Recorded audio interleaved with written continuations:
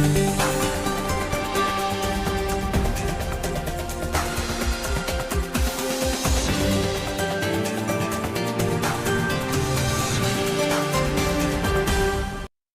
am in Johannesburg, South Africa, for this historic summit.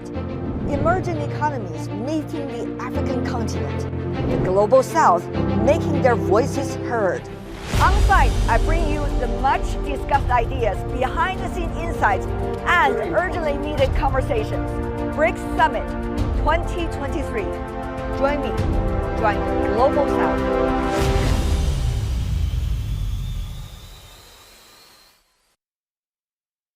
Hi, welcome. I'm Tian Wei, host of World Insight from CGTN, and I'm joined by two great friends of mine coming also from the BRICS countries. I'll let them to introduce themselves. Hi. Hi, my name is Marcos Uchoa. I'm from Brazil, from BBC, which is the public channel of Brazil.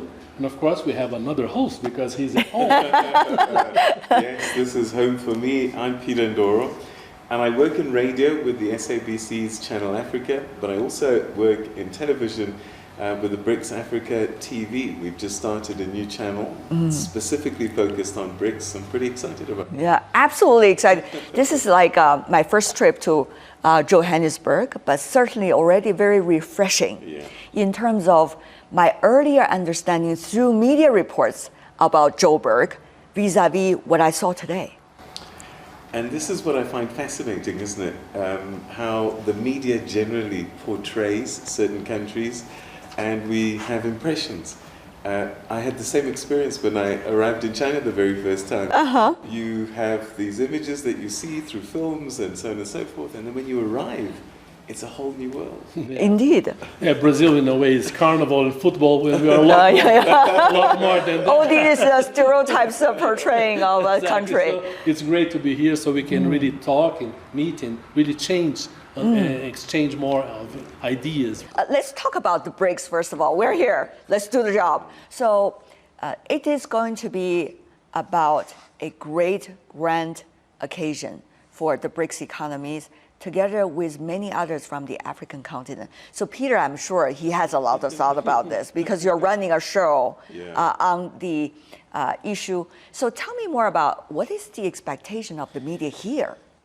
I think BRICS, more and more the people want to know what it means for them. They hear the name a lot and it's BRICS and they know what it means, but what does it mean in their lived experience? Indeed. How does it translate into how they live? That's on the citizen level. Then for us as journalists, we're curious about what does this chapter mean? This is the 15th iteration of BRICS now. And I want to see now proof of concept. We've heard them, they say these things, great speeches, great statements that are given out.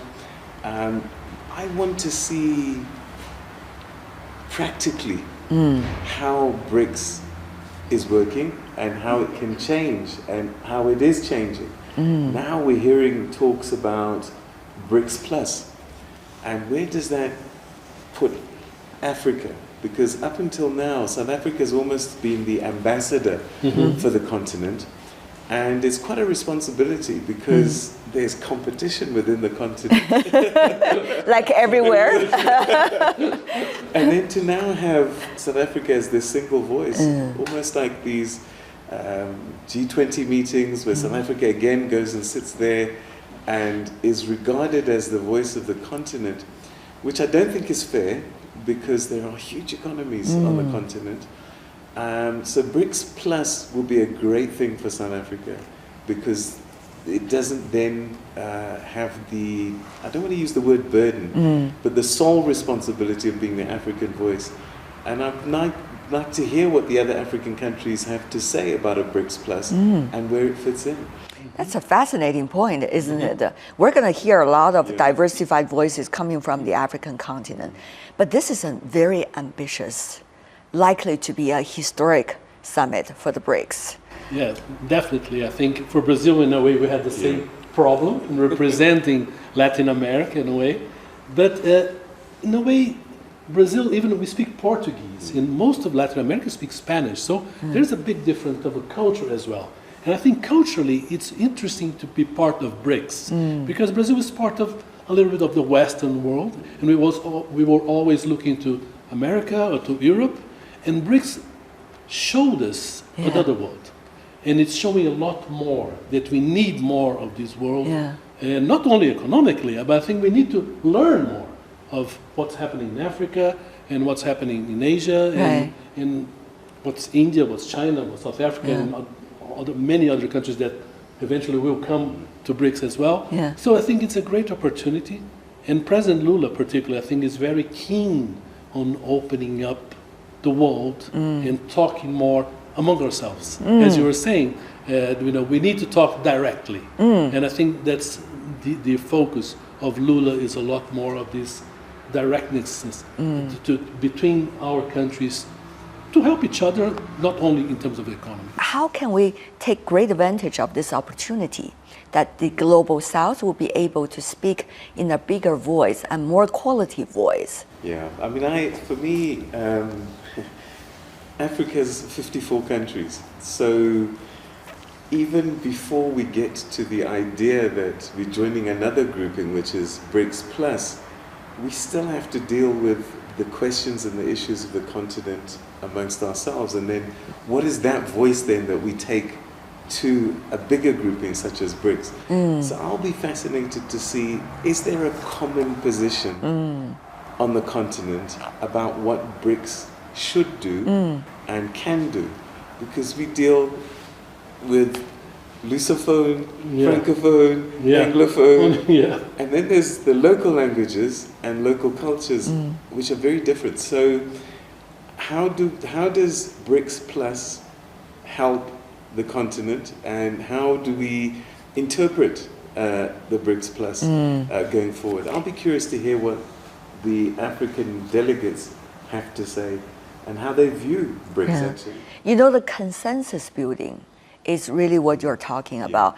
How do we build consensus, first of all, on the African continent? How is that consensus building interact in a very much a chemistry way with the consensus building among the BRICS themselves? You know, we have a responsibility as well, as journalists, to talk about subjects that are very important to our societies, and inequality, for instance, for South America is very big, Africa as well. Fortunately, China is a lot further down this road in improving. But we have to talk about, for instance, technology and jobs.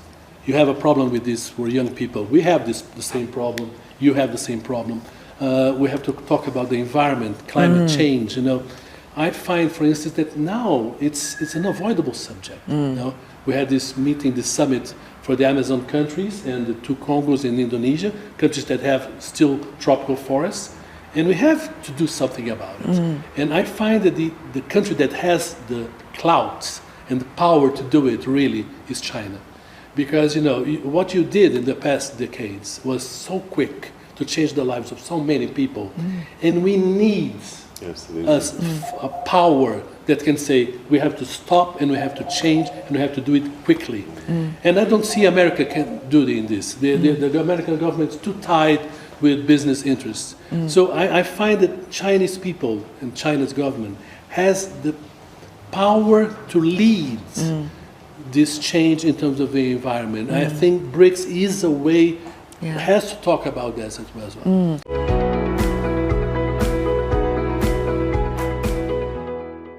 I am fascinated by the anti-apartheid movement of your country. How you'll be able to bring this, revolution of society and change, over the decades to make things happen, to bring the human society to a new stage, namely. Of course, there are new challenges, once in governance. It's a very complicated, indeed. And also about Brazil. You will see President Lula and his administration very ambitious in not only your own domestic policy, but also in, let's just say, about developing economies, emerging economy, including on the BRICS platform. But you know how that will be interacting with the domestic agenda of your country. This is, as a journalist coming from China, I'm absolutely fascinated about. Yeah, we have a problem, I think, because technology is changing so fast that the gap between us and, in a way, China and developed countries is becoming wider and wider. And so we are becoming a commodities economy. And this is very bad. Our agricultural business is very modern, which is good, but at the same time, it does not translate in jobs because it's so modern. So this trend, if it continues, is a disaster for society. We have really this green economy that we talk about, this new system that we want to build, has to create a better life for our people. And this has to translate in jobs. We cannot talk only about money because, no, I have 100 and you have 0 and we have 50 each. It's not true. And we cannot continue like this. So I think for Brazil particularly, it's very rewarding times because you're right, our system of government does not allow us long-term.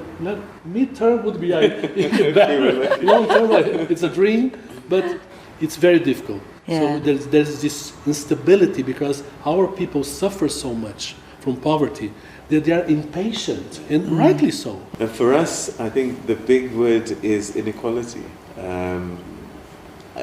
You don't want to leave anybody behind, but the challenges that we're facing is that our population is growing faster than the economy can create jobs that can grow the economy to a rate where people are brought along. We're struggling with power. And once you don't have power, a lot of the technology becomes problematic. Small businesses, small enterprises, by and large, are the ones that are going to create the employment. But they can't afford the power solutions. So we have a lot of challenges that we need to overcome.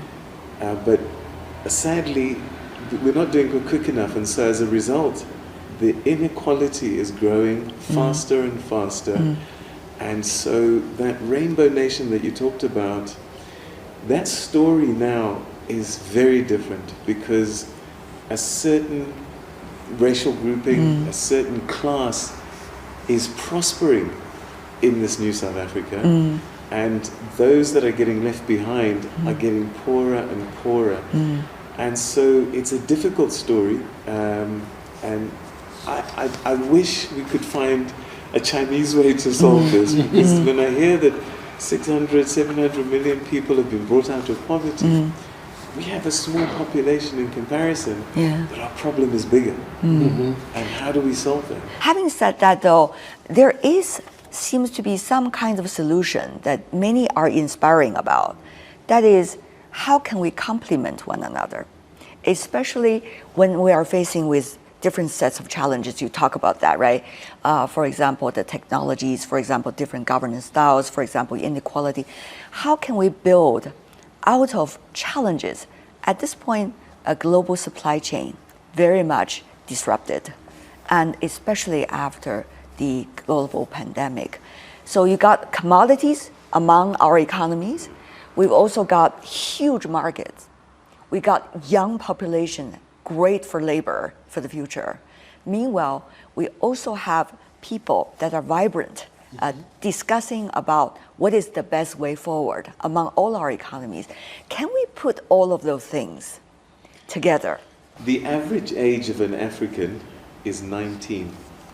And so we are young, we have lots of energy. And what I find about the average African is that he will find a solution no matter what's happening around them. What I would love to see is the BRICS nations giving us a little bit of support. China, you've gone far in terms of industrialization and finding solutions. If we could bring that journey, the creativity is here, the desire is here, but mostly what you'll hear is, I need somebody just to give me a leg up, a little bit of finance, a little bit of capital, And that's where, for me, I would love to see the BRICS Bank play its role in supporting these businesses, because the ideas are there. It's not that we don't know what to do, it's the difficulty in getting it off the ground. And if we can get it off the ground, the landscape will change very quickly. A lot of it has to do with funding, but also a lot of it has to do with skill sets. A lot of it has to do with the styles of working. How can we make that happen? That's a wonderful question, I guess. In a way, when we talk about young people, I think our young people, my children, they are drowning in entertainment. Really drowning. With their mobiles, they are really looking at things that really don't push them to grow. And this is a problem, I think. They are frustrated because the opportunities are not very good. Yeah. In a way, sports created this lie that, really try and you can have a dream and no, it's not true. There's only one gold medal, only one champion. And so there is this mix of frustration and willingness to do something, to grow. I'm going to challenge you on that a little bit, though, because one of the things I've started to learn is you and I, with grey hair and no hair, we don't think like them. Yeah. And if we enable them and let them do what they need to do, they've got the solutions. We are looking at a new world through old eyes, and we can't help to do that because we're at this age.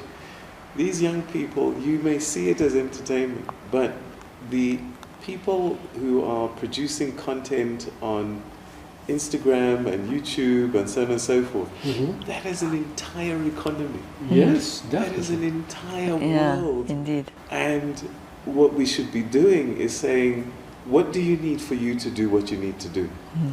Instead of us looking through those old lenses of, don't watch so much television. Now, it is the watching of the television or the screens that is creating these new kinds of economies. And I just wonder if we shouldn't be getting out of their way rather than trying to force them in. So it's less about,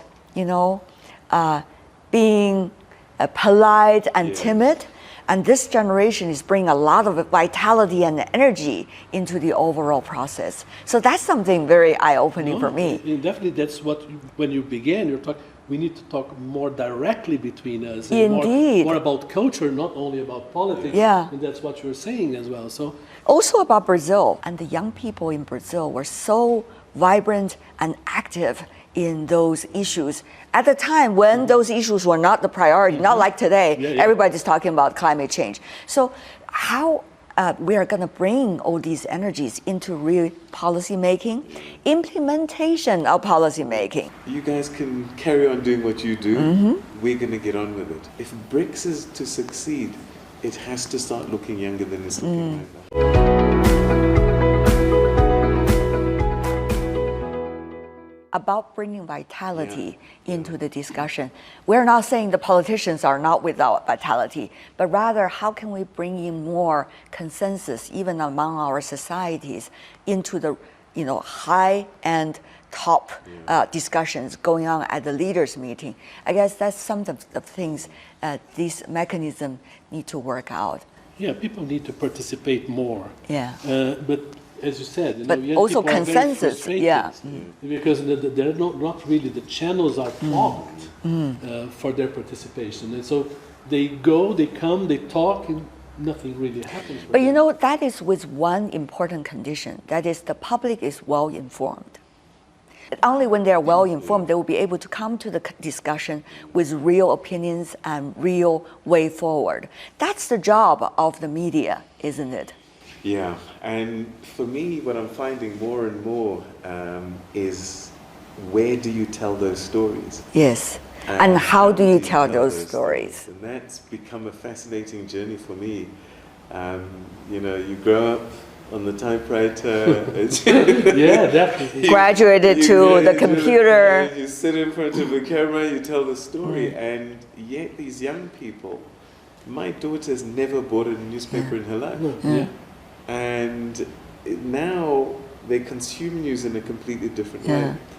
the language that we use is not the language that they understand. Yeah. And so how I tell my stories now, I'm always mindful about, am I telling this on the right platform, in the right way?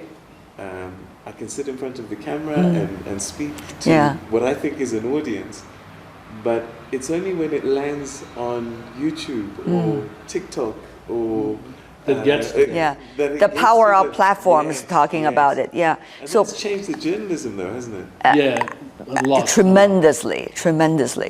But in a way, it's becoming a lot harder because they're not used to watch something for a long time. They want something small. They want something short that really, if you don't explain this well in 1 minute, forget it. And some of the issues are very complex. And we cannot really minimize or simplify something that is really difficult to understand. So, in a way, trying to get to them, sometimes we need to do it, but it's not easy. They have to learn, they have to want to learn. And notice that, some issues, they really have to devote more time to it because, it's not easy. It's not a solution like this. There's nothing. It's a complex problems that we have in the world right now. Yeah. So, in a way, technology is harming sometimes comprehension of our problems. Do you think that these problems are as complex as we think they are? I sometimes think that the problems are not that complex, but because we have in 1945, 1948, we set up a Security Council, we set up a mechanism, we set up X, Y, Z. We've complicated things that could actually be very simple to solve. And maybe we need to start undoing so that young people can say, that now makes sense. Yeah, but this mechanism you're talking about is exactly the topic of discussion, isn't it, for the BRICS? How can we build a mechanism that's efficient, that can bring in more diversity of ideas, and yet at the same time bring out the best policy for all of us, be complementary under these new circumstances? It takes a new generation of wisdom in a way. Absolutely. Having said that, though, I do want to ask you about something related to this, because we all live between cultures. You work in London for a long time. Your parents coming from different parts of the African continent. You now work in South Africa. And you also, earlier a correspondent in Europe. After 10 years there, now you're running one of the most successful shows, talk shows, in fact, every Tuesday talking to your president. Yes. That's a luxury I would have, every journalist would love to have. Yes, indeed. And me also, I was a Washington correspondent, covered the war in Iraq, Afghanistan, some of the interesting elections there. And then I found out there are so much stories back at home. I want to do our homeland stories. That's why we are all in our own countries now. So how can we, whether it's compromise or rather combine our world experiences, living between cultures, with our home stories these days? We're so hands-on. I think that's a mind-boggling question I'm thinking every day, but excitedly thinking about it. I think social media, and we as people, we compare each other.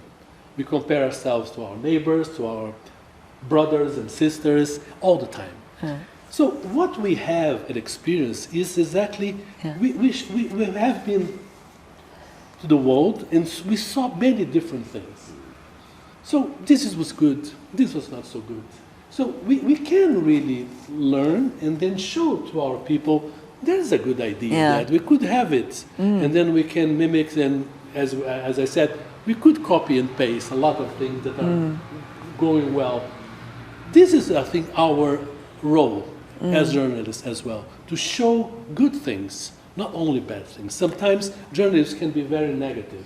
And I think we have to, I think young people definitely don't like that so much.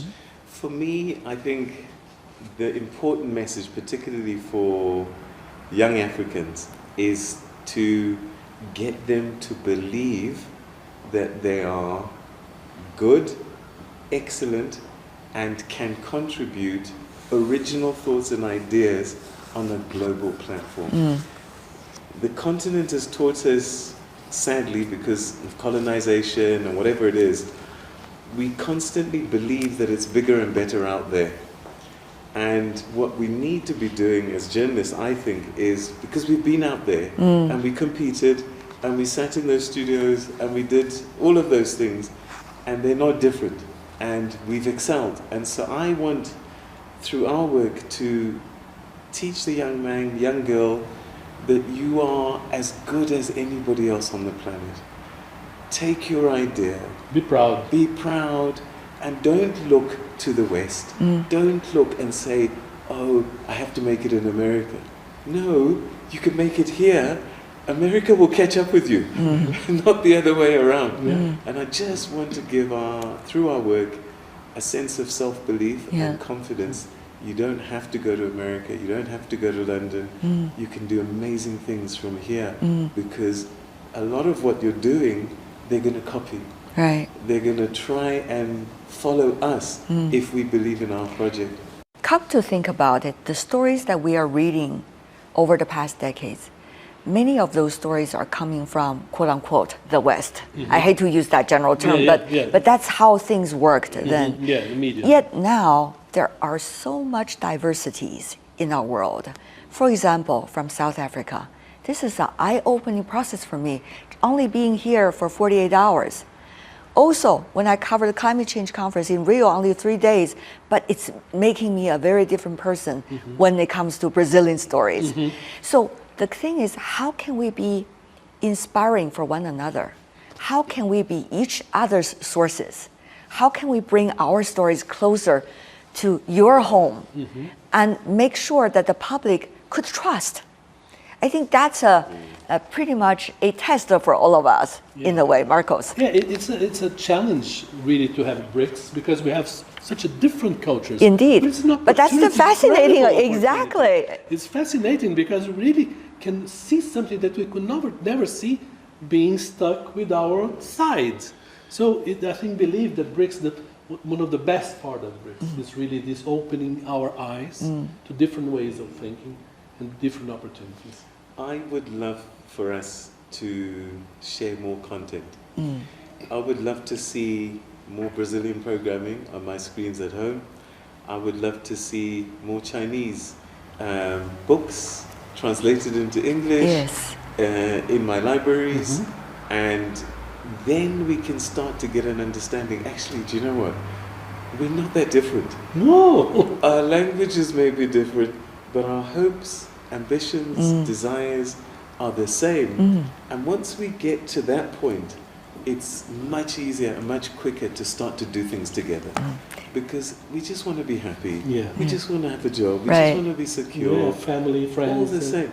But I won't get that until I consume Chinese media, until I get Brazilian media, until I get Indian media, until our South African story is told across these countries. Only then can we start to say, okay, BRICS is us.